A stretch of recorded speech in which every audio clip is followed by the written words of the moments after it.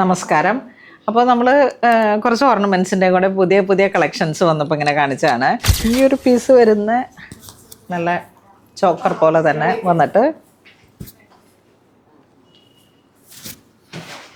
കാശുമാലയുടെ ഇതിലേക്ക് വരുന്ന ഒരു ചോക്കർ പോലെ ഇങ്ങനെ കഴുത്തിൽ സെറ്റ് ചെയ്തിട്ടാൽ ആ ഒരു ഫിനിഷിങ്ങിൽ നല്ല ഭംഗിയിൽ സാരിയുടെ കൂടെയൊക്കെ മാച്ച് ചെയ്ത് പോകുന്ന ഒരു ഫങ്ഷൻ ഓറിയൻറ്റഡ് ആണ്.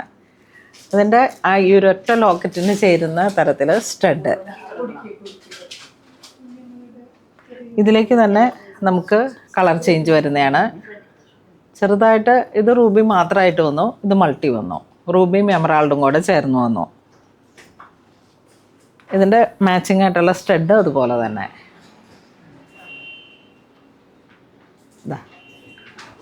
റൂബിയും എമറാൾഡും കൂടെ.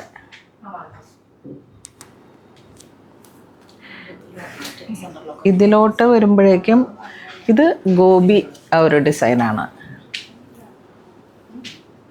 2 ലെയറിൻ്റെ കാശുമാല.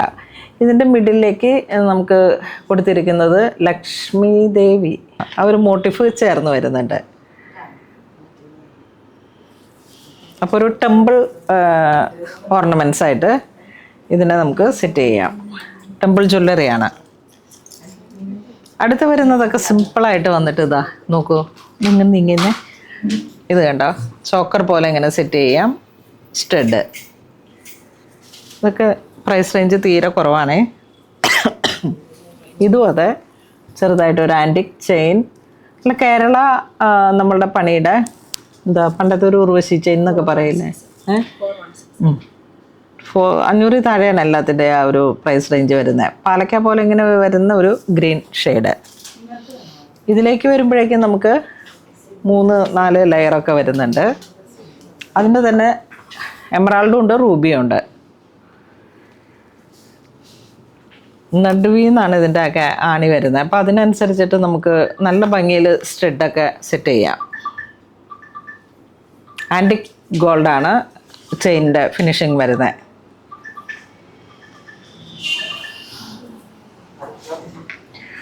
ഈ ഒരു ചെയിൻ കണ്ടോ, നല്ല റോസ് ഗോൾഡിൽ വന്നിട്ട് മുല്ലമുട്ട് അല്ലേ, മുല്ലമുട്ടിൻ്റെ ഒരു അല്ലെങ്കിൽ മാങ്ങ, ഇത് രണ്ടിൻ്റെ ഒരു ഇതാണ്.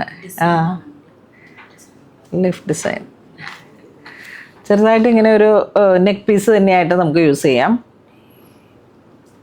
ഇത് നമുക്ക് വരുന്ന എമറാൾഡാണ്.